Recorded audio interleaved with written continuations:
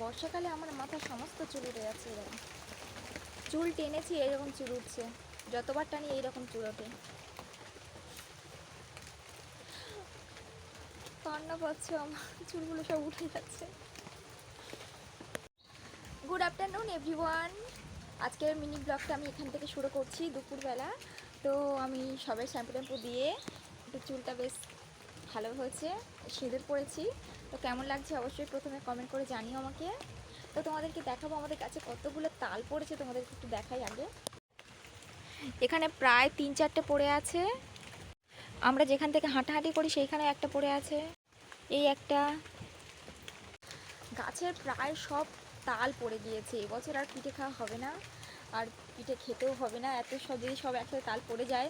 সামনে জন্মাষ্টমী আসছে, তো জন্মাষ্টমীতে তাল খেতে হবে, তালের বড়া করতে হবে, আমাদের বাড়িতে পুজো আছে। কিন্তু এবছর হয়তো হবে না, সমস্ত তাল পড়ে গিয়েছে। পেয়ারা পেকে গিয়েছে, মানে গাছে পেকে গিয়েছে।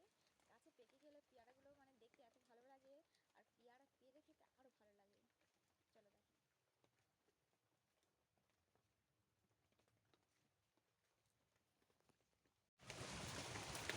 তো এই যে পেয়ারাটা। আরও একটা জিনিস দেখাই তোমাদেরকে।